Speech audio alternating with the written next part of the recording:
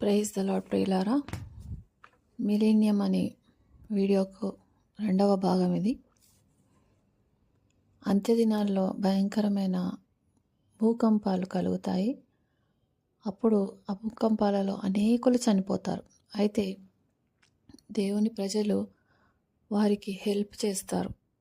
ఎలా హెల్ప్ చేస్తారంటే వాళ్ళకు ఆహారం ఇవ్వడము, నీళ్ళు ఇవ్వడము, ఇంకా అనేకులు చనిపోయి ఉంటారు. ఆ భయంకరమైన పెద్ద భూకంపాలు జరిగినప్పుడు అనేకులు చనిపోతే ఈ చర్చ్ వాళ్ళు, అంటే దేవుని పిల్లలు, దేవుని కుమారులు అనేకులనంట చనిపోయిన వారిని లేపుతారంట. ఆ చనిపోయిన వాళ్ళలో చాలామంది నరకానికి వెళ్ళిన వాళ్ళు ఉంటారు, పరలోకానికి వెళ్ళిన వాళ్ళు ఉంటారు. వాళ్ళు అక్కడి నుంచి తిరిగి వచ్చి మరలా బ్రతికి ఈ పరిశుద్ధుల ప్రార్థన ద్వారా బ్రతికి అక్కడి సంగతులు ఈ లోకానికి తెలియజెప్తారంట. అంటే ప్రభువు తను ఉన్నాడని చనిపోయిన వాళ్ళ ద్వారా ఈ లోకానికి సాక్షులుగా నిలబెడతాడు అన్నట్టు వాళ్ళను. అందుకే మనము చాలా అంత్యకాలంలో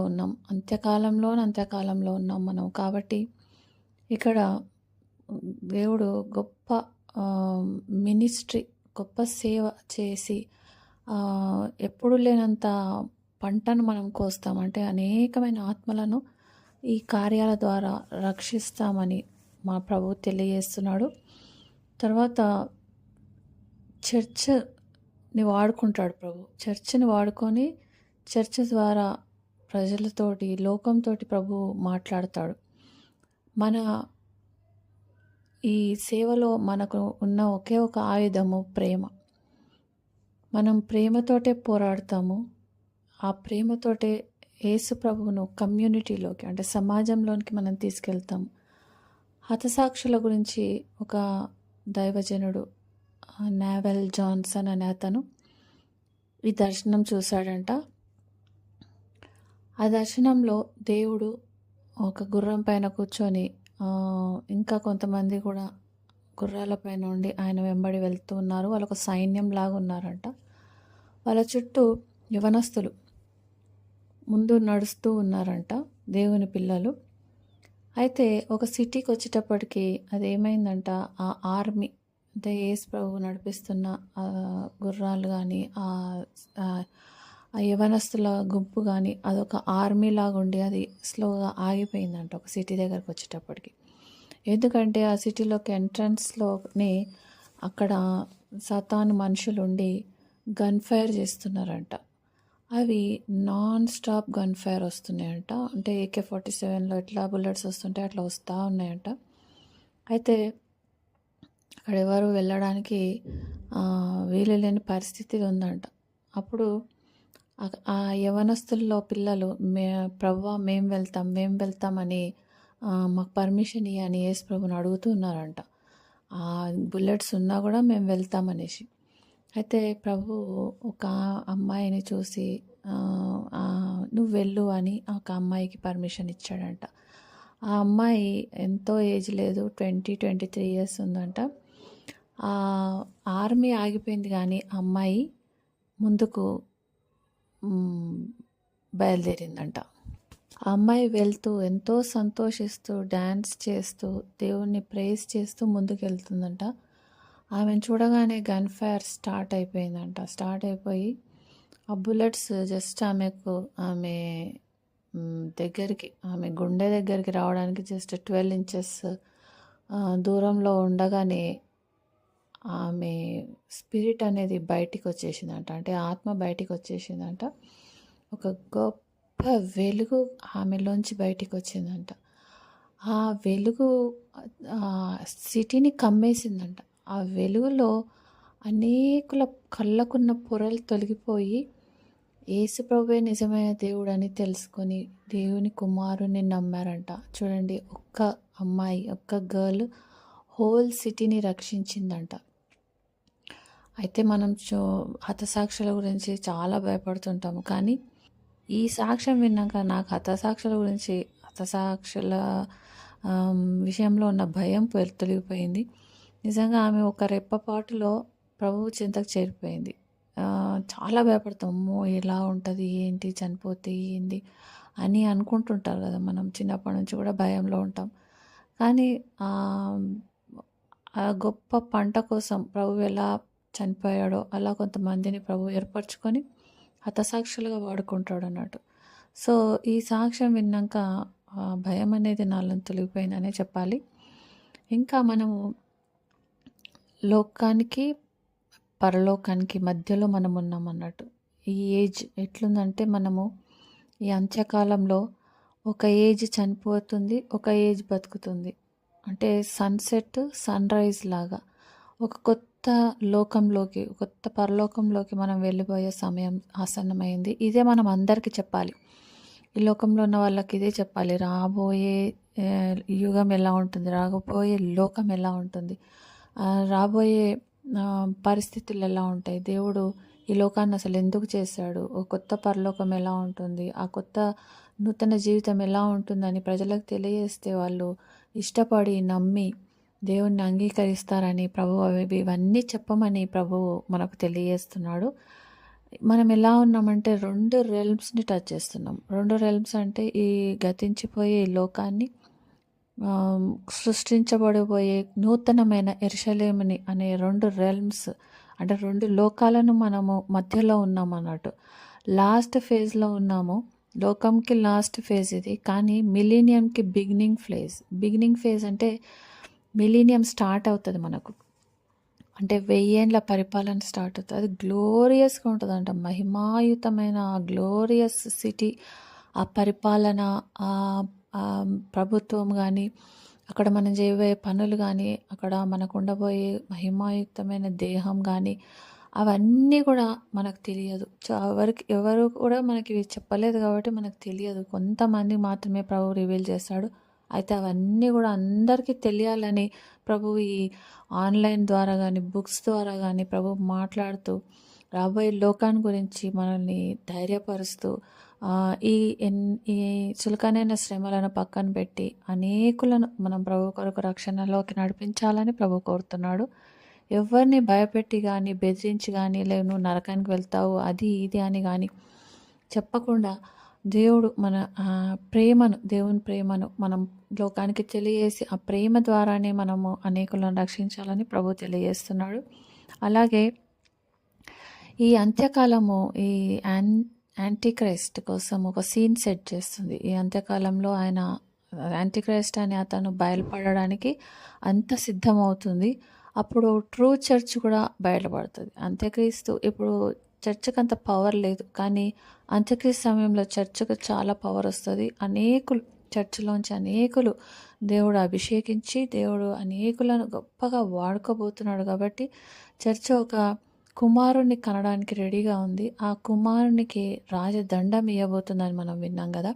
ఆ రాజదండంతో ఆ కుమారుడు అంటే దేవుని పిల్లలు, కుమారుడు అంటే దేవుని పిల్లలు గొప్ప అధికారంతో ఏలియా వలె గొప్ప కార్యాలు ప్రభు కోసం చేసేవారు బయలుదేరబోతున్నారు. అంత్యక్రీస్తు కూడా బయలుదేరబోతున్నాడు. అలాగే చర్చ్ కూడా నూతనమైన శక్తి బలంతో ఈ లోకంలో గొప్ప కార్యాలు చూడండి, చనిపోయే వారిని లేపడము, ఇంకా అనేకులకు హీలింగ్స్ చేయడము, అలా చేసి ప్రభు ఉన్నాడు, Jesus is the real God అని ఈ లోకానికి బయలుపరిచే సమయం రానయ్యున్నది. అందుకే మనము ఈ గాస్పల్ ఇంతవరకు చెప్పిన గాస్పల్ కరెక్టే, అది తప్ప కాదు. అయితే ఇప్పుడు మనం చెప్పబోయే గాస్పల్ ఇలా చనిపోయిన వారిని లేపడం కానీ, లేకపోతే బాగలేని వాళ్ళని, సిక్ వాళ్ళని హీల్ చేయడం కానీ, మనం మనం అలాంటి గాస్పల్ చెప్పాలని, ఆ గాస్పల్ చెప్పినప్పుడు దేవుడు సైన్స్ అండ్ వండర్స్ మోషే సమయంలో లేకపోతే ఏలియా సమయంలో ఎలా అయితే సైన్స్ అండ్ వండర్స్ అద్భుతాలు ఆశ్చర్యకార్యాలు చేసి అనేకులకు తను తాను బయలుపరుచుకున్నాడో అలాంటి కాలం మళ్ళీ రాబోతుంది. మనము నమ్మకంగా దేవుని సువార్త పనిచేస్తే దేవుడు అద్భుతాలను ఆశ్చర్యకార్యాల ద్వారా తను ఉన్నాడని మన పక్షాన నిలబడి రుజువు చేస్తాడని ప్రభు తెలియజేస్తున్నాడు ఈ అంత్యకాలంలో. అయితే ప్రజలు మాత్రము ఇది భయంకరమైన అంత్యకాలం. ఎర్త్‌క్వేక్స్ వస్తున్నాయి, టర్మాయిల్ ఉంది, వాల్కనోస్, వార్ ఇదంతా ఏంటి భయంకరంగా ఉంది. ఈ అంత్యకాలం ఏంది ఇంత భయంకరంగా అయిపోయింది. భూలోకం పుట్టినప్పటి నుంచి ఇంత భయంకరమైన శ్రమలు ఎప్పుడు చూడలేదు మేమని లోకం అంటది. కానీ మనమేమంటామంటే ఇది దేవుని రాజ్యం కొరకు, ఒక నూతన దేవుని కింగ్డమ్ కొరకు, ఒక కొత్త వరల్డ్ కొరకు బర్త్ ప్యాంగ్స్ అంటే ఇవి బిడ్డ పుట్టబోయే ముందు వచ్చే బర్త్ పెయిన్స్ అని మనము ఒక కొత్త లోకం కొరకు మనం ఎదురు చూస్తుంటాము. అంటే భూలోకులు ఏమనుకుంటారు అంటే ఇంక అయిపోయింది, అంత అయిపోయింది, ఇంకా మనం ఈ శ్రమల్లో నశించిపోతామని. కానీ మనం ఏమని ధైర్యంగా ఉండాలంటే ఈ శ్రమలు గతించి మనము ఈ నొప్పులు పడ్డాక మనకొక కుమారుడు పుడతాడు. అంటే మనకొక కొత్త లైఫ్ మనకు రాబోతుంది. ఒక నూతనమైన యెరూషలేములోకి, 1000 ఏళ్ల పరిపాలనలోకి మనం వెళ్ళిపోతామని మనం అలా ఆశతో ఉండాలని ప్రభు తెలియజేస్తున్నాడు. వాళ్ళకు మనకు ఎంత డిఫరెన్స్ ఉండాలి చూడండి. ఇశ్రాయేలును ప్రభు బయటికి తీసుకొచ్చేటప్పుడు ఐగుప్తు నుండి 10 తెగుళ్ళు వచ్చినప్పుడు ఐగుప్తీల పరిస్థితి వేరే ఉంది, ఇశ్రాయేళ్ల పరిస్థితి వేరే ఉంది. ఇశ్రాయేల్ ఏమో ఈ తెగులు అయిపోతే మనల్ని బయటకు పంపిస్తారు, ఈ తెగులు అయిపోతే మనం బయటకు పంపుతాం అని వాళ్ళు 10 తెగుళ్ళకు కనిపెట్టుకుని ఉన్నారు. అయితే ఎగిప్తీయులు మాత్రము అరే ఏంటి ఒక తెగులు ఇది అయిపోతే సరిపోతుంది అంటే ఇంకో తెగులు వస్తుంది, ఇది అయిపోతే సరిపోతే ఇంకో తెగులు వస్తుంది. అలా అలా అలా అలా ఇంట్లో ప్రథమ కుమారుడు చనిపోయే వరకు 10 తెగులు వాళ్ళ మీదకి వస్తాయి. వాళ్ళేమో డిప్రెస్ అయిపోతారు. దేవుని అందు ఆశ కలిగిన వాళ్ళు, దేవుని బిడ్డలు మాత్రం మనకు విడుదల అయిపోతుంది అని వాళ్ళు సంతోషంతో ఉండడం. ఆ డిఫరెన్స్ మళ్ళీ ఇప్పుడు మనం చూస్తామంట. తర్వాత మనము అనేకులను హీల్ చేస్తాము, డెడ్ని రైజ్ చేస్తాము. తర్వాత దేవుడు ఇలాంటి సూచక్రియల ద్వారా తను ఉన్నానని ప్రభు అందరికీ, లోకమందరికీ రుజువుపరచుకుంటాడు. చూడండి, చనిపోయిన వాళ్ళు అనేకులు టీవీల ముందు వచ్చి సాక్ష్యాలు చెప్పడం, మేము పరలోకం చూసొచ్చాము, నరకం చూసొచ్చాము, ఎవరు నరకానికి వెళ్ళొద్దు, యేసు ప్రభు మాకు కనబడ్డాడు, ఆయన నిజమైన దేవుడు అని చనిపోయిన వాళ్ళు ఎవరైనా ఉండొచ్చు, ఏ మతం వాళ్ళైనా ఉండొచ్చు. వాళ్ళు వచ్చి వాళ్ళకి చెప్తుంటే వాళ్ళు చెప్పిన సాక్ష్యాన్ని బట్టి అనేకులు ఒక జనాలు రక్షణలోకి తీసుకొస్తాం. హార్వెస్ట్ చాలా గొప్పగా ఉంటుందంట, గొప్ప పంటను కోస్తామంట ఆ సమయంలో. ఎందుకంటే చాలా కొద్ది సమయం ఉంటుంది కాబట్టి అంత్యకాలంలో అనేకులు రక్షణ పొందడానికి ప్రభువు ఈ అవకాశాన్ని ఇస్తున్నాడంట. తర్వాత హ్యూమనిస్టులు వాళ్ళు ఏమంటారంటే న్యూ ఎడ్యుకేటర్స్, ఇన్ఫ్లేటెడ్ పొలిటీషియన్స్ ఎడ్యుకేషన్ని కంట్రోల్ చేయడము, ఈ ప్లానెట్ని కంట్రోల్ చేయడానికి కోసము యాంటీ క్రైస్ట్ని వాళ్ళు ఏర్పరచుకుంటారు. ఇదేంది ఇంత భయంకరంగా అయిపోతుంది లోకం, మనకు ఒక మంచి రాజు కావాలని వాళ్ళు యాంటీ క్రైస్ట్ కోసం వాళ్ళు ఎదురు చూస్తుంటారు. ఒక లోక రక్షకుడు మనమైతే జీసస్ని లోకరక్షకుడు అంటున్నాం. కానీ ఈ లోకులు దేవుని నమ్మని వాళ్ళు వాళ్ళ కొరకు ఒక అంత్యక్రీస్తును రాజుగా వాళ్ళు నిలబెట్టుకుంటారంట. జకర్యా 14:7 చూడండి. ఆ దినము ప్రత్యేకమైనదిగా ఉండును, అది యెహోవాకు తెలియబడిన దినము, పగలు కాదు, రాత్రి కాదు, అస్తమయ కాలంన వెలుతురు కలుగును. చూడండి, ఆ దినం భయంకరమైన దినం, ఆ దినం రాబోతున్నది. కాబట్టి దేవుడు మనకు ఒక కొత్త హోప్ని మనం కలిగి ఉండాలని, ఒక ఆశ కలిగి ఉండాలని. అయిపోయింది, శ్రమలు అయిపోతాయి, ఈ శ్రమల తర్వాత మనం కొత్త లోకానికి వెళ్తాం. చాలామంది ఏమనుకుంటారంటే ఈ క్రిస్టియన్స్ ర్యాప్చర్లో ఎత్తబడతారు, ఈ శ్రమలు ఏం మనం చూడమని అనుకుంటాం. కానీ మనం ఈ శ్రమల్లో ఉంటాము. శ్రమల కాలం తర్వాతనే ర్యాప్చర్ ఉంటుంది. ర్యాప్చర్ తర్వాత మార్క్ ఆఫ్ బీస్ట్ ఉంటుంది. అంటే 666 అనే ముద్రని వేసుకోవాల్సి అంత్యక్రీస్తు సమయం ఉంటుంది.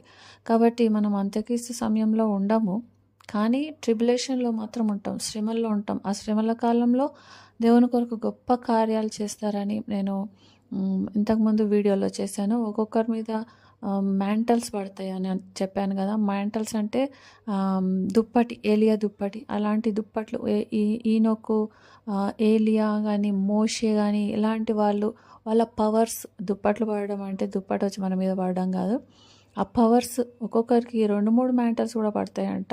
వాళ్ళు చేసిన అద్భుతాలు మనం కూడా చేసి లోకానికి దేవుణ్ణి చూపించి అనేకులను అంత్యకాలంలో ఆ శ్రమల్లో అనేకులు రక్షణ పొందడానికి ప్రభు మనల్ని వాడుకుంటానని ప్రభు తెలియజేస్తున్నాడు.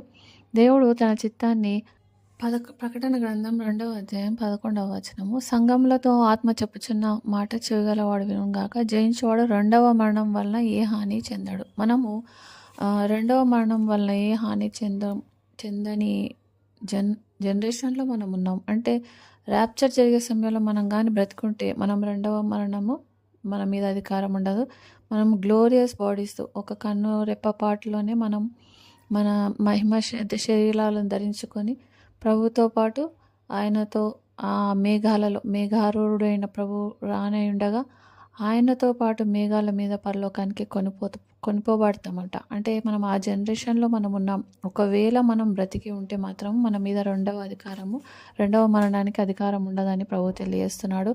అయితే ఆదాముకు కూడా దేవుడు మరణం నుంచి రెండవ మరణం నుండి తప్పించబడాలని ప్రభువు ఆదాంనే కోరుకున్నాడు. కానీ ఆదాము పాపం చేయడం వలన ఆదాము చనిపోవడం జరిగింది. అయితే ఈ జనరేషన్ ఎలా ఉంటుందంటే మనము మహిమాయుక్తమైన దేహాలను ధరించుకుంటామని ప్రభు తెలియజేస్తున్నాడు.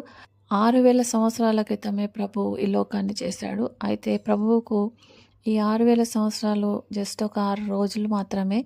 అయితే ఈ చర్చేజ్ మనకి ఎట్లా ఉంటుందంటే, ఈ మహిమాయుక్తమైన గొప్ప కార్యాలు చేసే చర్చేజ్ ఎలా ఉంటుందంటే, టైం ల్యాబ్స్లో మనం ఆ టైం లైన్లో చూస్తే ఒక చిన్న గ్లిచ్ అంటే ఒక చిన్న చుక్కలాగా మాత్రమే ఆ సమయం ఉంటుంది. అయితే మనము ఆత్మఫలాలను కలిగి ఆత్మలో వర్ధిల్లుతూ ఆ పరలోక రాజ్యాన్ని మనలో ఉంచుకొని ఆ ఆత్మఫలాలు ప్రేమ, సంతోషం, సమాధానం, దీర్ఘశాంతం, దయాళుత్వం, మంచితనం, విశ్వాసం, సాత్వికం, ఆశ, నిగ్రహం, ఈ ఆత్మఫలాలన్నీ మనం ఈ లోకంలో ఫలించాలని, దేవుని మహిమ గుణాలను మనం ఈ లోకంలో ప్రచారం చేయాలని, ఆత్మఫలాలను కలిగి ఆత్మ యొక్క వరాలను కలిగి మనము ఈ లోకంలో దేవుణ్ణి చూపించాలని ప్రభు కోరుతున్నాడు. ర్యాప్చర్లో మళ్ళీ చెప్తున్నాను, ర్యాప్చర్లో పరలోకానికి వెళ్ళాలి. పరలోకానికి మనం ఒకవేళ ర్యాప్చర్లో వెళ్ళే వారం అయితే మనలో ఖచ్చితంగా పరిశుద్ధాత్మ ఉండాలండి. పరిశుద్ధాత్మ లేని వారందరూ ఇక్కడనే విడవబడతారు. పరిశుద్ధాత్మ పెండ్లి వస్త్రం లాగంట. ఆ పెండ్లి వస్త్రం లేకుండా మనం విందులోకి వెళ్ళలేము. కాబట్టి పరిశుద్ధాత్మను కలిగి, వరాలను కలిగి, ఆత్మ ఫలాలను ఫలిస్తూ ఉంటేనే పరలోక రాజ్యంలోకి ర్యాప్చర్ ద్వారా ఎత్తబడతాము. అయితే అనేకులు క్రిస్టియన్స్ ఆత్మను కానీ ఆత్మ యొక్క ఫలాలను కానీ లేకుండా ఉన్నారు. ఇంకా పరిశుద్ధాత్మ యొక్క గిఫ్ట్స్ అవైతే పని చేయడం లేదు. ఆత్మను నమ్మని వాళ్ళు చాలామంది ఉన్నారు. కాబట్టి వీరందరికీ ఒక హెచ్చరిక, విడవబడితే మాత్రము మార్క్ ఆఫ్ బీస్ట్ వేసుకోవాల్సిందే. మార్క్ ఆఫ్ బీస్ట్ వేసుకుంటే మాత్రం ఇంకా నిత్య నరకమే. కాబట్టి దేవుడు మనకు సమయం ఇస్తున్నప్పుడే నోవా ఓడను తయారు చేసినప్పుడు అనేకులకు ఆయన సువార్త చెప్పాడు. ఎన్నో వందల సంవత్సరాలు ఆయన సువార్త చెప్పాడు. కానీ ఒక్కరు కూడా రక్షణ పొందలేదు. ఇప్పుడు కూడా అలాంటి పరిస్థితులే ఉన్నాయి. 8 మంది మాత్రమే ఆ నీళ్ళలో రక్షణ పొందారు. అలాంటి పరిస్థితులే రాబోతున్నాయి. కాబట్టి పరిశుద్ధాత్మను పొందుకోవాలని ప్రతి క్రైస్తవుని నేను దేవుని ప్రేమతో వేడుకుంటున్నాను. అలాగే ఈ తరంలో పుట్టి పరలోకానికి ఈ లోకాన్ని రుచి చూపించాలని మనము ఏర్పరచబడ్డామని ప్రభు తెలియజేస్తున్నాడు. ఇది ప్రతి ఒక్కరి గమ్యం ఇది. నాకు చాలామంది ఏమనుకుంటారు, దేవునిలో నేను ఏం పని చేయాలి, నాకేం వరాలు లేవు, ఏం లేవు, అది ఇది అనుకుంటారు. కాదు, మనం ఆత్మను కలిగి ఆత్మ ఫలాలను ఫలించడమే ఇది మన గమ్యం, మన డెస్టినీ. ప్రతి ఒక్కరికి ప్రభు ఇదే డెస్టినీ ఇస్తున్నాడు. అయితే ఈ అంత్యకాలంలో, ఈ శ్రమల కాలంలో, ఈ ట్రిబులేషన్స్లో మనం కూడా ఉంటామండి. అయితే ఒక నది ఎంత పెద్దగా ఉంటుంది చూడండి. కృష్ణా నది కానీ ఇంకే నది కానీ తీసుకోండి, ఎక్కడి నుంచో స్టార్ట్ అయ్యి ఎక్కడి నుంచో ఎక్కడో సముద్రంగా కలిసిపోతే ఎంతో దూరం ప్రయాణిస్తారు. అంత నది అంత విస్తారమైన ప్రజలను చావు నుండి, మరణం నుండి తప్పిస్తామంట. అంతమంది రక్షణ పొందితే, చనిపోయిన వాళ్ళు మళ్ళీ బతికితే అంతమంది ఇంకెంతమందిని రక్షిస్తారో ఊహించండి. సో అలాంటి కార్యాలు మనం చేయబోతున్నామని ప్రభు మనకు తెలియజేస్తున్నాడు. అందుకోసం మనల్ని మనం సిద్ధపరచుకోవాలి. చూడండి, దేవుని ర్యాప్చర్ కొరకు సంఘం సిద్ధపడాలి, పెళ్ళికూతురు సిద్ధపడాలి. పెళ్ళికూతురు సిద్ధపడకుంటే ప్రభు రాకడ ఆలస్యం అవుతుంది. కానీ ఇప్పుడు అన్ని కార్యాలు నెరవేరే, అన్ని సైన్స్ అయిపోయినాయి. మనము అన్ని సూచక్రియలు అన్నీ చూసాము. ఇంకా మనం లాస్ట్ ఎండ్ ఆఫ్ ఫేజ్లో ఉన్నాం కాబట్టి మనం దేవుని కొరకు నిలబడాలని రోషం కలిగి ఏలియా ప్రభుతో అంటున్నాడు, రోషం కలిగి నేను ఒక్కడినే నీ కొరకు నిలబడ్డా, అందరూ యజబేలు మా పక్షాన ఉన్నారు, నేను ఒక్కనే నీ కోసం రోషం కలిగి నిలబడ్డాను. అలాంటి రోషం కలిగిన క్రైస్తవులను ప్రభువు ఈ అంత్యకాలంలో తన కొరకు ఏర్పరచుకున్నాడు, నిలబెట్టుకోబోతున్నాడు. కాబట్టి మనల్ని మనం సిద్ధపరచుకుందాము. చిన్న చిన్న పాపాలు, పెద్ద పెద్ద పాపాలు అన్నీ విడిచిపెట్టి యేసయ్యలో రక్షణలో ముందుకు సాగడానికి ప్రభు సహాయం చేయనుగాక. ఇదే మన హై కాలింగ్ ఇదే. కాబట్టి ఈ తరం వాళ్ళకు ఫ్యూచర్ విషయాలు తెలియాలి. ఈ అంత్యకాలంలో ఉన్న వాళ్ళు, అయ్యో ఇది ఏముంది, అంత నాశనం అయిపోతుంది, ఇంకేంది బతికి ఏం లాభం, ఏదో తిని తాగి చనిపోదామని చాలామంది అనుకుంటుంటారు. కానీ వాళ్ళకు రాబోయే లోకం గురించి ఆశను పుట్టించాలి. వాళ్ళకు మనమే నిర్దేశం చేయాలి. లేదు, ఈ పరిస్థితులు ఇలా ఉంటాయి, అయినా కూడా ధైర్యంగా ఉండాలి. ఎందుకంటే ప్రభువు మనకు ఒక నూతన పరలోకాన్ని మన కొరకు ఇవ్వబోతున్నాడని సువార్తను ప్రభు పక్షాన మనం అందరికీ ప్రకటించాలని ప్రభువు తెలియజేస్తున్నాడు. 2 కొరింథీ 5:2 చూద్దాము. మనము దిగంబరులము కాక వస్త్రము ధరించుకొనిన వారముగా కనబడుదుము. కాబట్టి పరలోకము నుండి వచ్చు మన నివాసము దీనిపైని ధరించుకొనని అపేక్షించుచు దీనిలో మూలుగుచున్నాము అని వారికి తెలియచేయాలి. మనము చనిపోతే ఈ శ్రమలో చనిపోతే మనకు నిరీక్షణ ఏంటి, చనిపోయిన తర్వాత ఏమవుతుందని అనేకులు చింత చేస్తుంటారు. కానీ మనం చెప్పాలన్నట్టు వాళ్ళకు, మనము ఈ దేహాలను విడిచిపెట్టి ర్యాప్చర్లో ఒక నిమిషంలోనే మహిమ దేహాలు ధరించుకుంటాము, పరలోకానికి వెళ్ళిపోతామని మనం ప్రజల్లోకి ఆశను పుట్టించాలంట. చూడండి, ఆకాశంలో అనేకమైన నక్షత్రాలు ఉన్నాయి. అవన్నీ సెలెస్టియల్ బాడీస్. ఒక్కొక్క నక్షత్రానికి ఒక్కొక్క వెలుగు, ఘనతను ప్రభువు అనుగ్రహించాడు. అలాగే మన బాడీస్ని కూడా దేవుడు గ్లోరియస్ బాడీగా, డిఫరెంట్ బాడీస్గా మార్చాలని ప్రభు తెలియజేస్తున్నాడు. మారుస్తానని ప్రభు తెలియజేస్తున్నాడు. ఆదాము అవ్వ దేవుని చిత్తాన్ని నెరవేర్చలేకపోయారు. దేవుని చిత్తం మాత్రం మారలేదు. సాతాను కూడా మార్చలేడు. ఎందుకంటే మనకు ప్రభు ఒక మాస్టర్ ప్లాన్ చేశాడు. 6000 సంవత్సరాల నుంచి ప్రభు ఆ పని చేస్తూనే ఉన్నాడు. ఇంకా మనము కొత్త మిలీనియంలో మనము ఆ పనిలో భాగస్థులం అవుతాము. మనమే ఆ లాస్ట్ జనరేషన్. ఆదాము పాపము లూసిఫర్ చేతికి ఈ లోకాన్ని చిక్కించింది. కాబట్టి సాతాను దేవుణ్ణి కూడా ఏమన్నాడంటే, ఈ లోకమంతా నాది, నువ్వు నాకు మొక్కితే ఈ లోకాన్ని నేను నీకు ఇస్తానని అంత ధైర్యంగా దేవునితో మాట్లాడుతున్నాడు. అయితే ఆర్మగెద్దోని యుద్ధం అని ఒక యుద్ధం జరగబోతుంది. ఆ లాస్ట్ బుల్లెట్ భూమి మీద పడినప్పుడు ఒక కొత్త లోకం అవతరిస్తుందని ప్రభు తెలియజేస్తున్నాడు. ఈ లోకం మాత్రం పాడవదు, కానీ 1000 సంవత్సరాల పరిపాలనలో ఈ లోకం ఇంకా వేరే లెవెల్, నెక్స్ట్ లెవెల్కి వెళ్ళిపోతుంది. రెవల్యూషన్స్, ప్రకటన గ్రంథం 21:1 చూద్దాము. అంతటా నేను కొత్త ఆకాశమును కొత్త భూమిని చూచితిని. మొదటి ఆకాశము మొదటి భూమియు గతించిపోయాను, సముద్రము ఇకను లేదు. ఈ లోకం 1000 ఏళ్ల పరిపాలన తర్వాత ఇంకా రెన్యువేట్ అవుతుంది, ఇంకా మహిమయుక్తంగా మారుతుంది. లోకం ఎలా ఉంటుందంటే కొంచెము ప్రకృతి పరంగా, కొంచెం ఆత్మీయ పరంగా ఒక మ్యాజికల్ సిటీగా ఉంటుంది అది. కొత్త యెరూషలేము ఈ మొత్తం ఈ యూనివర్స్కి యెరూషలేమే క్యాపిటల్ సిటీగా మారిపోతుంది. చూడండి, ఇప్పుడు ఇండియాకు ఢిల్లీ క్యాపిటల్ కదా, అలాగే యెరూషలేం అని నూతన యెరూషలేము మొత్తం యూనివర్స్కే క్యాపిటల్ సిటీగా, హెడ్ క్వార్టర్స్గా ఉంటుందంట. ఈ సిటీ ఎట్లుంటుందంటే 220 యార్డ్స్ అంటే 1500 మైల్స్ ఉంటుందంట. చాలా లెవెల్స్ ఉంటాయంట. ప్రతి 1500 మైల్కి ఒక లెవెల్ ఉంటుందంట. ఇది చాలా పెద్దగా చచ్చౌకంగా అంటారు, అంటే ఈక్వల్ క్యూబ్ లాగా ఉంటుంది అన్నట్టు. అన్ని సైడ్స్ సేమ్ మెజర్మెంట్స్ ఉంటాయి. ఇది చాలా పెద్దగా ఉంటుంది, ఇంకా చాలా హైట్ కూడా ఉంటుంది. దాంట్లో మిలియన్స్ ఆఫ్ పీపుల్, దేవుని పిల్లలు అందులో నివసిస్తారు. ఇది ముఖ్యంగా 3 మేజర్ లెవెల్స్గా డివైడ్ చేయబడుతుంది. ఈచ్ లెవెల్ మళ్ళీ దాంట్లో హండ్రెడ్స్ ఆఫ్ అదర్ లెవెల్స్ ఉంటాయంట. ఆ సిటీ ఎట్లుంటుందంటే బయట నుంచి దూరం నుంచి చూస్తే భూమి మీద మంట ఉన్నట్టుగా అంత లైట్తో అది వెలుగుతూ ఉంటుందంట. బాటమ్ లెవెల్లో బిల్డింగ్స్, హౌసెస్, పార్క్స్ ఉంటాయంట. చూడండి, దుబాయ్లో ఒక నియోమ్ సిటీ అని కడుతున్నారు, అక్కడ కూడా ఇలాంటి ప్లాన్సే వాళ్ళు వేసుకుంటున్నారు. సిటీలో లెవెల్స్‌లో సిటీ కట్టాలని అండర్‌గ్రౌండ్‌లో ట్రాన్స్‌పోర్ట్ అని, మధ్యలో పార్క్స్ ఉంటాయని, తర్వాత ఇండ్లుంటాయని, తర్వాత ఫ్యాక్టరీస్ ఉంటాయని, అట్లా లెవెల్స్‌లో వాళ్ళు కట్టాలని ఆలోచిస్తున్నారు. ఇంతకంటే గొప్పగా ఈ లోకము మనకు నూతన యెరూషలేము ఉంటదంట. అయితే బాటమ్ లెవెల్‌లో మనకి ఏముంటాయి అనంటే బిల్డింగ్స్, హౌసెస్, పార్క్స్ ఉంటాయి. నెక్స్ట్ లెవెల్ ఇంకా గ్లోరియస్‌గా ఉంటది. అది 1500 మైల్స్ హై అట్లా ఉండి టాప్ లెవెల్‌లో దేవుని ఆహ్, ఆహ్, సింహాసనం ఉంటదంట. ఈచ్ లెవెల్ ఒక డిఫరెంట్ వరల్డ్ లాగా ఉంటది. అన్నీ ఒకటేలాగా ఉండి, అన్నీ ఒకటేలాగా బోరింగ్‌గా ఉండదంట. ఎఫెసీ పత్రిక 2:6 చూద్దాము.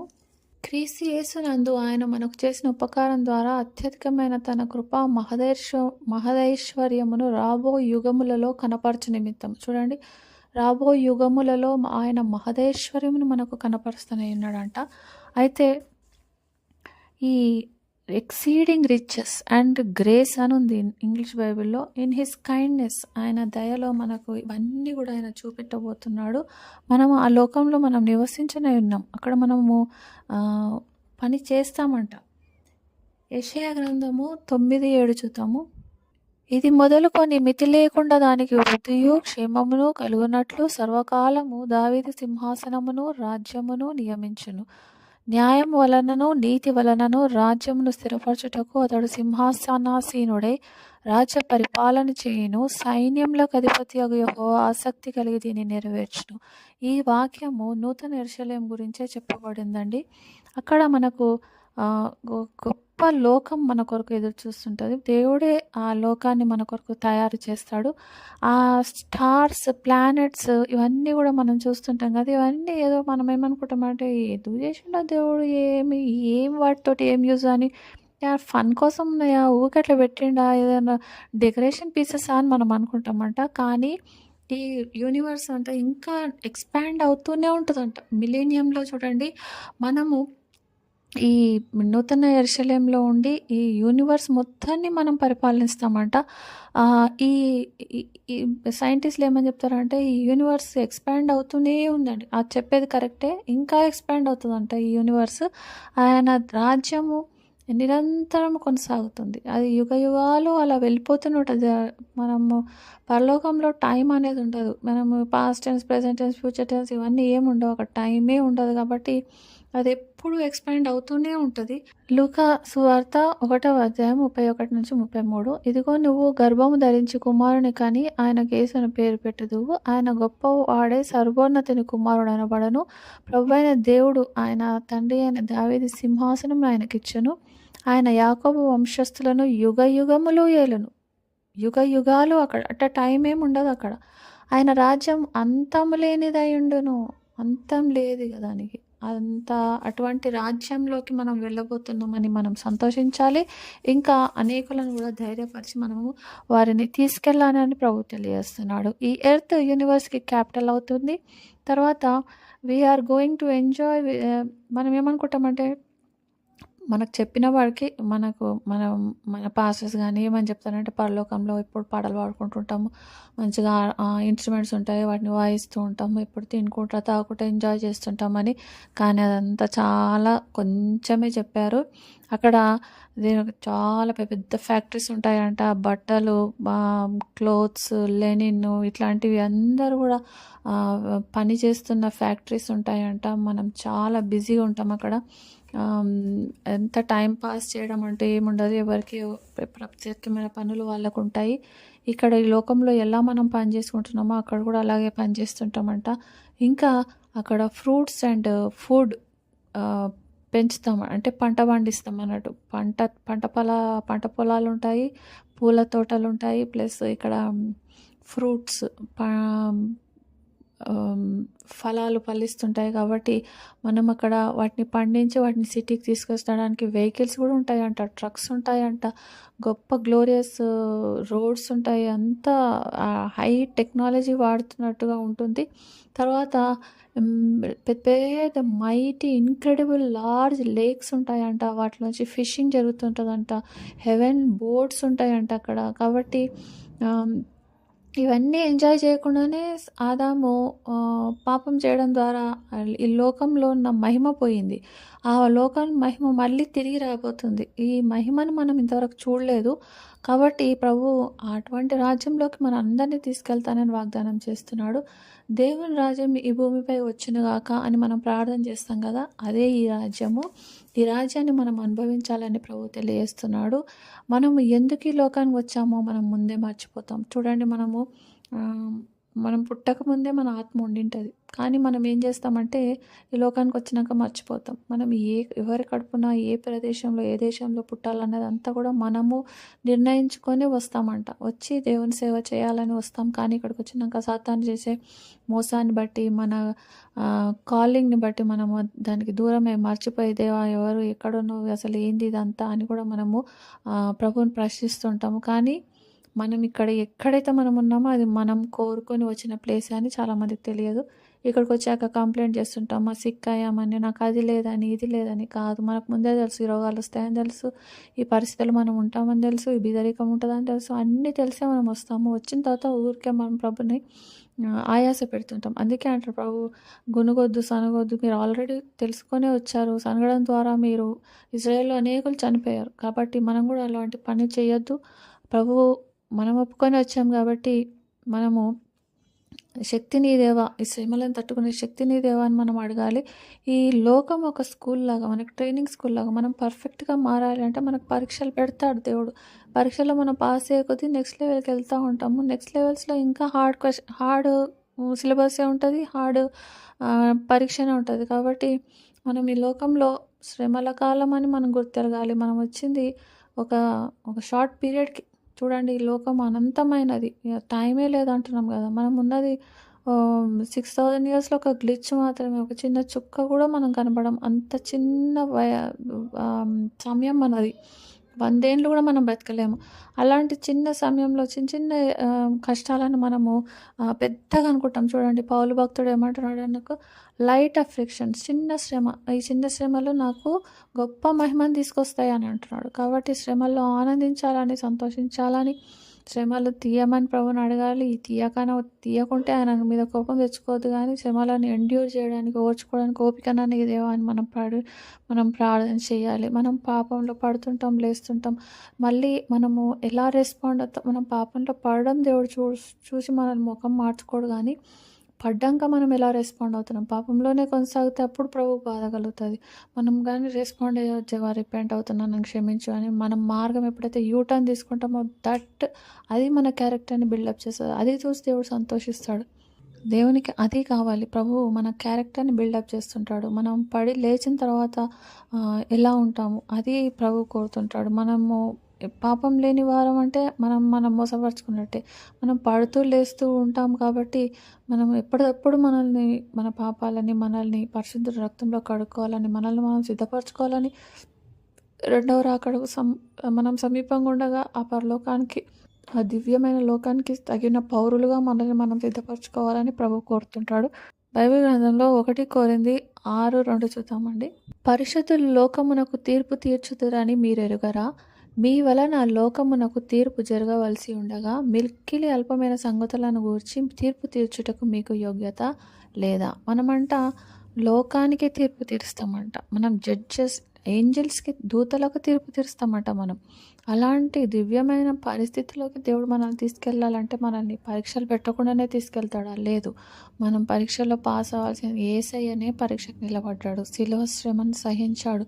ఆ గొప్ప టెస్ట్లో ఆయన పాస్ అయ్యాడు. మనము ఆయనను వెంబడించాలి. ఆయన దారిలో మనం నడవాలి. ఆయన ఈ లోకంలో ఎన్నో శ్రమలు పొందాడు. బీదరికంలో ఉన్నాడు. ఆయన మన కొరకు ఎన్నో శ్రమలు అనుభవించి తన రక్తపు ఆఖరి బొట్టు వరకు కాచి శిలువపై మరణం పొంది మనల్ని ఆ నిత్య నరకాగ్ని నుంచి తప్పించి మనల్ని రక్షణలోకి నడిపించాడు.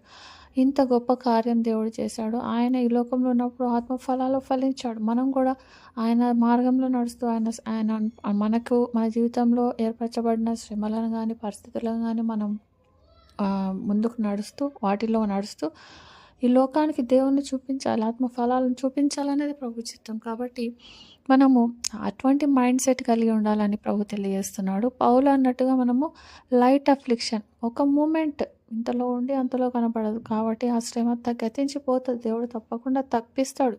తప్పించకున్నా కూడా మనం దాన్ని ఓర్చుకోవడానికి ప్రభువు సహాయం చేయాలని ప్రభువుని అడుగుదాము. నీవెవరో ఎలాంటి వాడవో అదే కౌంట్ అవుతుంది. చూడండి, మనము ఎవరు ఏ పరిస్థితులు ఉన్నామో మనం ఎలా మారుతున్నాము ఇదే కౌంట్ అవుతుంది. కానీ నువ్వు ఇన్ని పాపాలు చేసావా, నువ్వు ఇంత ఇదా ఇదా ఇదా అని అలా లెక్క చూడడు. మనం చూసినట్టు ప్రభు చూడడు. కాబట్టి ఆయన ఏది కోరుతున్నాడో అది మనలో కనబడాలి. చూడండి, మనం ఈ లోకానికి అంబాసిడర్స్ కొన్ని రోజులు ఉంటాం. అంబాసిడర్ అంటే తెలుసు కదా, ఆయన ఈ దేశానికి ఆయన రిప్రజెంటేటివ్గా ఉంటాడు. చూడండి, ఇప్పుడు ఇండియా నుంచి అంబాసిడర్ అన్ని దేశాల్లో ఉంటారు.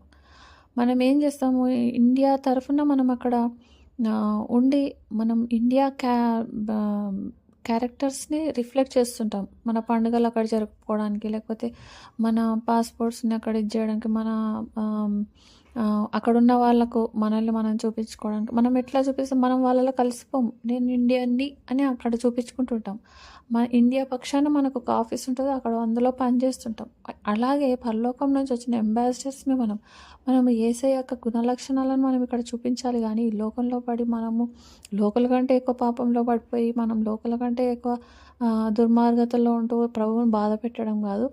ఆయన గుణలక్షణాలను మనం ఇక్కడ చూపించాలి. ఆయన అంబాసిడర్స్గా మనం ఇక్కడ పనిచేయాలి. లోకంతో కాంప్రమైజ్ అయ్యి ఫ్రెండ్స్ చెప్పారని, రిలేటివ్స్ చెప్పారని, పేరెంట్స్ చెప్పారని సమాజం కోసము కాంప్రమైజ్ లైఫ్ బతుకుతూ ప్రభు చిత్తాన్ని పక్కన పెట్టడం ద్వారా మనం ఈ లోకంలో కలిసిపోతే మనం అంబాసిడర్స్గా నిలబడలేము.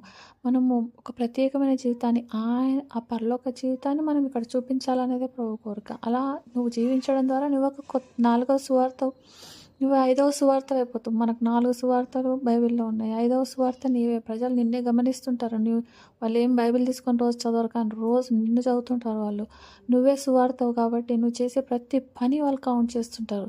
నువ్వు దేవుని కోసం నిలబడుతున్నావు, మాట్లాడుతున్నావు, శ్రమలు అనుభవిస్తున్నావు, అన్నీ కూడా వాళ్ళ మైండ్ రికార్డ్ చేస్తూ ఉంటుంది. కాబట్టి everybody is watching you, they are reading you. కాబట్టి నువ్వు ఈ లోకంలో దేవుని కొరకు సాక్షిగా నిలబడాలని, ప్రేమ, సంతోషం అవన్నీ కూడా ఆయన గుణలక్షణాలను ఈ లోకంలో చూపించాలని ప్రభు కోరుతున్నాడు. మనము ఇక్కడ దేవుని స్టాండర్డ్స్ని, ఆయన ఫిలాసఫీని, ఆయన మోరల్స్ని మనం ఇక్కడ చూపించాలని ఈ లోకంలో మనల్ని ఏర్పరచుకున్నాడని మనం ఇప్పుడు గుర్తుపెట్టుకోవాలి. మనము ఇక్కడ దేవుని కోసమే కాకుండా మనం ఇక్కడ మిలీనియంలో మనం రూల్ చేస్తామని చెప్పుకున్నాం కదా. మనం మిలీనియం 1000 ఏళ్ల పరిపాలనలో మనమే ప్రపంచాన్ని రూల్ చేస్తుంటాం, మనమే పరిపాలిస్తుంటాం. అంతేగాక మనము యూనివర్స్లో అనేక ప్లానెట్స్కి మనం బ్రాండ్ అంబాసిడర్స్గా ఉంటామంట. అంటే వేరే ప్లానెట్స్ని కూడా మనం రూల్ చేస్తుంటాము. యేసు ప్రభు యొక్క పిల్లలుగా మనం అక్కడికి వెళ్తామంట. అయితే చూడండి, ఇప్పుడు బ్రిటిష్ ఫ్యామిలీలో ఎవరైనా పుట్టారనుకోండి, వాళ్ళు బ్రిటిష్ రాజరిక ఫ్యామిలీలో ఎలిజబెత్ కింగ్ ఫ్యామిలీలో, బ్రిటిష్ కింగ్ ఫ్యామిలీలో ఎవరైనా పుట్టారనుకోండి, ఆ పిల్లలకు చాలా ట్రైనింగ్ ఉంటుందంట. వాళ్ళు ఎందుకంటే వాళ్ళు ఒక రాచరిక కుటుంబానికి చెందినవారు కాబట్టి వాళ్ళు రాజులలాగా ఎలా యాక్ట్ చేయాలి, వాళ్ళు ఫ్యూచర్లో రాజు రాణి అవుతారు వాళ్ళ ఛాన్స్ని బట్టి. అయితే అయినప్పుడు వాళ్ళకి ట్రైనింగ్ ఇవ్వరు, చిన్నప్పటి నుంచే వాళ్ళకి ట్రైనింగ్ ఇస్తూ ఉంటారు. చూడండి ఎలాంటి ట్రైనింగ్ ఉంటుందంటే గుర్రపు స్వారీ చేయడము, మీటింగ్స్లో గంటలు కూర్చోవడము. ఒకవేళ వాళ్ళు ఫెయిల్ అయ్యారనుకోండి, నెక్స్ట్ డే మళ్ళీ 2 గంటలు కూర్చోబెడతారంట. 1 గంట ఫెయిల్ అయ్యింది అనుకోండి, మనకి 2 గంటల పనిష్మెంట్ ఉంటుంది. అట్లా ఇచ్చి వాళ్ళు ఆ మీటింగ్లో వాళ్ళు ఇప్పుడు ఏదైనా ఆ మీటింగ్ వాళ్ళకి ఇంట్రెస్ట్ లేకున్నా, ఆ సబ్జెక్ట్ వాళ్ళకి రాకున్నా కూడా వాళ్ళు కూర్చోవాలంట. కూర్చొని అది విని వాళ్ళ ఎవరేం మాట్లాడుతున్నారో బాగా విని ఏది కరెక్టో దాని గురించి వీళ్ళు తమ వ్యూని ఎక్స్ప్రెస్ చేస్తూ తమ దేశంలో తమ పరిపాలనలో ఈ విషయాన్ని ప్రభుత్వం ఎలా ప్రజలకు ఎలా ప్రజలకు కరెక్ట్గా చేస్తుంది, ఈ సమస్యను ఎలా తీరుస్తుంది అని వాళ్ళు చిన్నప్పటి నుంచే వాళ్ళు ట్రైనింగ్లో భాగమంట. వాళ్ళు ఎప్పుడు ఫెయిల్ అయితే వాళ్ళకి డబుల్ పనిష్మెంట్స్ ఉంటాయంట. చూడండి, ఈ లోకంలో ఉన్న పరిపాలన ఉన్న ప్రజలకే ఇంత టఫ్ ట్రైనింగ్ ఉంటే దేవుడు మనల్ని యుగ యుగాలు ఏలబోయే ఆ పరలోక రాజ్యంలో వారసులుగా, మనం వారసులమే కాదు, మనం రూలర్స్ అంట. మనం పరిపాలన చేయాలి, మనం గవర్న్ చేయాలి. కాబట్టి మనకు ఇక్కడ ట్రైనింగ్స్ అక్కడ చాలా ఇంపార్టెంట్ అంట. కాబట్టి ఇవన్నీ మనం ట్రైనింగ్లో భాగమనే మనం వాటిని ఎంజాయ్ చేయాలని ప్రభు తెలియజేస్తున్నాడు. నేర్చుకోవాలి, ప్రభు నేర్పిస్తుండగా మనం నేర్చుకోవాలి. వి లెర్న్ త్రూ సఫరింగ్, శ్రమల ద్వారానే మనల్ని పరిపూర్ణలోకి ప్రభు నడిపిస్తాడు. జీసస్ ఈజ్ గ్రూమింగ్ అస్, ఆయనే మనల్ని నడిపిస్తూ ఆత్మఫలాలను ఫలించేవారుగా మనల్ని తయారు చేయడానికి ప్రభు చూస్తున్నాడు. మనకేంటంటే మన ప్రైమరీ కాలింగ్ ఏంటి? To be like Jesus, become like Jesus. Yesu ప్రభులాగా మనం అయిపోవాలి. మనం ఎలా ఉండాలంటే we have to change before rapture ముందే మనం యేసు ప్రభులాగా మారిపోవాలి. ర్యాప్చర్ అయిపోయినాక మనం మారేది ఏముండదు. యేసు ప్రభులాగా మారకుంటే మాత్రం ఇక్కడనే విడిచిపెట్టబడతాము. కాబట్టి ఎప్పుడైతే మనం మారి రెడీ ఉంటామో ర్యాప్చర్ వచ్చేస్తుంది. బ్రైడ్ చూడండి, పెళ్లి కూతురు రెడీగా ఉన్నప్పుడే కదా ర్యాప్చర్ వస్తుంది. అలాగా ర్యాప్చర్కి ముందే మనం సిద్ధపడి ఉండాలి. పెళ్ళైన తర్వాత పెళ్లి కూతురు సిద్ధపడదు, పెళ్లి కూతురు పెళ్ళికి ముందే సిద్ధపడాలి. అలాగే కొంతమంది క్రిస్టియన్స్ చనిపోతారు, అంటే పరలోకానికి వెళ్తారు వాళ్ళు. కొంతమంది క్రిస్టియన్స్ అంటే ఆత్మ లేని వాళ్ళు, ఇలాంటి వాళ్ళు, అంటే నామకార్థ క్రైస్తవ జీవితంలో ఉన్నవాళ్ళు, ఆత్మఫలాలు లేని వారు, దేవుని కోసం బలంగా ఉన్నాం అన్న వాళ్ళు కూడా పరలోకానికి వెళ్తారంట. కానీ వాళ్ళు చాలా ఆర్డినరీ లెవెల్, అది ప్యారడైజ్ అని అంటారంట. అక్కడ నరకానికి ప్యారడైజ్కి పెద్ద తేడా ఉండదు, అది చాలా తక్కువ లెవెల్ అంటట్టు. ఆ లెవెల్లో ఎట్లుంటుంది, చాలా చీకటే ఉంటుంది. అంటే వాళ్ళకి ఏం పని ఉండదు, ఏముండదు. వాళ్ళు they are not going to enjoy the heaven. వాళ్ళు జస్ట్ నరకం నుంచే తప్పింపబడతారు. అక్కడ ఆ ప్లేస్ని తప్పించుకుంటాడు. నరకం అయితే యుగ యుగాలు కాలిపోతూ ఉంటారు. అలాంటి పరిస్థితి ఉండదు. కానీ ఈ పరలోకంలో ఉండే ఎంజాయ్మెంట్స్ అంటూ ఏమీ వాళ్ళకు ఉండవని ప్రభు తెలియజేస్తున్నాడు. వారు చాలా లో లెవెల్లో ఉంటారు. వాళ్ళు outer courts of heaven. Outer courts అంటే చుట్టూ బౌండరీలో ఉంటారు, వాళ్ళు లోపలికి రాలేరు. They don't get near the throne of God. దేవుని సింహాసనం దగ్గరికి మాత్రం వాళ్ళు రాలేరు. కానీ ఈ జనరేషన్స్కి మాత్రము ఏం ప్రివిలేజ్ అంటే we are never going to die. ఒకవేళ మనం ర్యాప్చర్లో ఉంటే మాత్రం మనం చనిపోము. మనం ర్యాప్చర్లో బతికుంటే మాత్రం మన లాస్ట్ ఎనిమి అయిన చావు, దాన్ని మనము జయిస్తాము. మరి ఇంకా దేవుని ఇమేజ్లోకి మార్చబడతాం. కాబట్టి మనం అందరం కూడా ప్రభువుని అడగాలంట, perch me into your image. నా ప్రభువా, నీలాగా నన్ను మార్చు, నీ నీ సుగుణాలను నాలోనికి రాని, నిన్ను వలె నన్ను మార్చు అని మనము మన హిడెన్ సిన్స్ అన్నీ మనకు తెలియజేయమని. ఎందుకంటే దావీదు గ్రంథంలో దావీదు అడుగుతుంటాడు, నా పాపాలు నాకు తెలియజేయదేవా, వాటి మర్చిపోయినా వాటిని నాకు తెలియజేయ అంటాం కదా, అని అడుగుతున్నాడు కదా. అలాగే మనం కూడా మన పాపాలను అడగాలి. Nobody is perfect. మనము కన్విక్షన్, పరిశుద్ధాత్మ కన్విక్ట్ చేయాలి. కన్విక్షన్ అంటే మనకు చూపించాలి, మనకు ఎత్తి చూపించాలి మన పాపాలు. అప్పుడు మన ట్రూ హార్ట్లో ఉన్న పాపాలన్నీ మన బహిర్గతమైనప్పుడు వాటన్నిటిని ఒప్పుకొని కడుక్కోవడం ద్వారా మనల్ని మనం పరిశుద్ధపరచుకుంటాము. తర్వాత అప్పుడు మనకు ట్రూ హార్ట్, నిజమైన హార్ట్ మనకు వస్తుంది. ఈ కన్విక్షన్ ఫైర్ ఆఫ్ గాడ్, దేవుని పరిశుద్ధాత్మ అభిషేకం మన మీద వచ్చి ఆయన మనల్ని ఇచ్చేస్తుంటాడు. ఈ తప్పు ఒప్పుకో అని మనల్ని మండింపజేస్తుంటాడు. ఆ మంట ఏం చేస్తుందంటే మనల్ని ప్యూరిఫై చేస్తుంది. కాబట్టి మనము రిపెంటెన్స్ అడగాలి, ప్రభువు నా తప్పు తెలిసి తప్పును ఒప్పుకొని కడుక్కొని విడిచిపెట్టేసేయాలి. ఇంకా తర్వాత క్షమించేసిన అన్నట్టు ప్రభు అన్నాడని మనం దాన్ని మర్చిపోవాలి. అంత కొంతమంది ఏం చేస్తారంటే ఆ మనసులోనే పెట్టుకొని ఉండి గిల్టీ కాన్షియస్ ఉంటుంది. గిల్టీ అనేది సతాను ఆత్మ, దురాత్మ.